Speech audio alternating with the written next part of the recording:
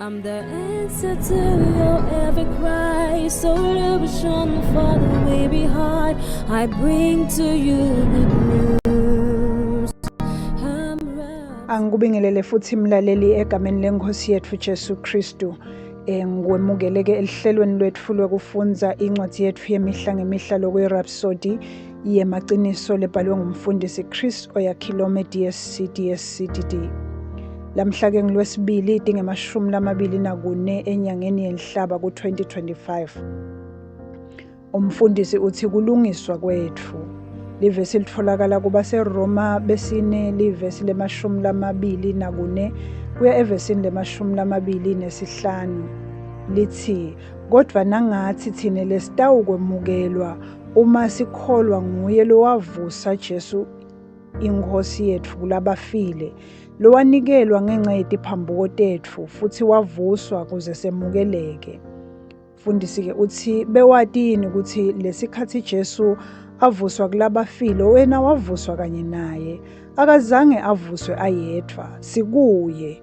Kubase-Efesu sahluko sesibili livesi lesihlanu kuya evesini lesithupha kusho uNkulunkulu uthi wasivusa kanye naKristu futhi wasivusa kanye naye, wasihlalisa kanye naye etindzaweni tasezulwini kuKristu Jesu. Haleluya. Naka kuthi uNkulunkulu wasivusa kanye naKristu.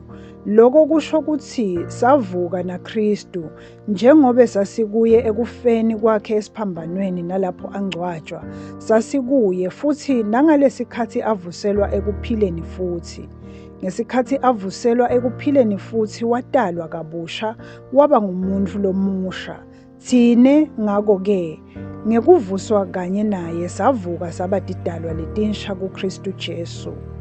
KubaseRoma besithupha livesi lesine lithi, ngako-ke singcwatshwe naye ngembhabhatiso wekufa, khona njengoba Kristu avuswa kulabafile ngenkathimulo yeyise, kanjalo nathi kumele sihambe ebusheni bempilo.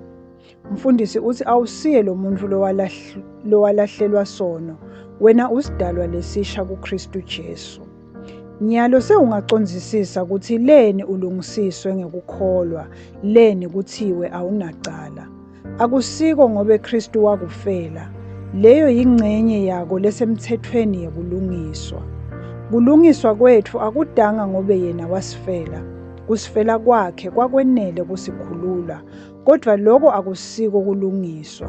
Kulungiswa kungekukhululwa.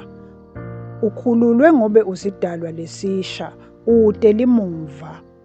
Ngako-ke kulungiswa kwethu kungumphumela wempilo yaKristu lekithi, nguleyo impilo yesidalwa lesisha ide sono.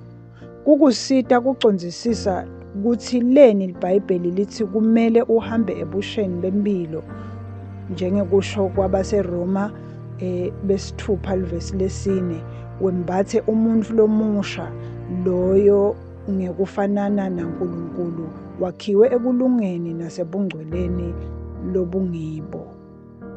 Lokhu kutholakala encwadini yabaseFesu besine livesi le-24.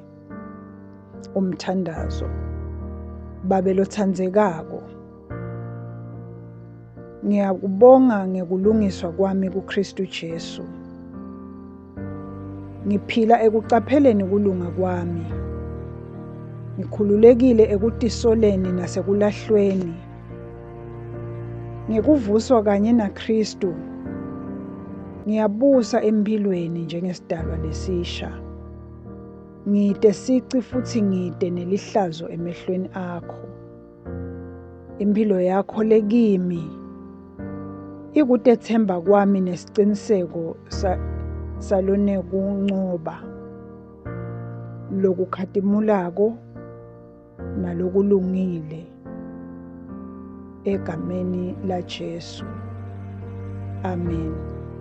Kuchubeka nesifundvo sitawufunza kubaseRoma besithathu livesi le-21 kuya evesini le-26 bese sifunza incwadi yekucala yabaseKorinte sahluko sesithupha livesi 11 kanye nencwadi yabaseRoma besihlanu ivesi lekucala. Luhlelo lokufundza iBhayibheli ngeminyaka munye lamhla kufundwa incwadi yemisebenzi yabapostoli sahluko se11 kuya livesi lekucala kuya evesini le18 kanye nencwadi ya-Ezra sahluko semfica kuya esahlukweni se10. Luhlelo lokufundza iBhayibheli ngeminyaka lemibili. Lamuhla-ke kufundwa incwadi yaLuka sahluko sesithathu livesi le23 kuya evesini le38 kanye nencwadi yaDeuteronomy sahluko se22. Ngiyabonga mlaleli ukuthi uthathe lithuba ulalele livi leNkosi lisafundwa. Ngiyakholwa ukuthi-ke ubusisekile. Sibonane kulokulandzelako.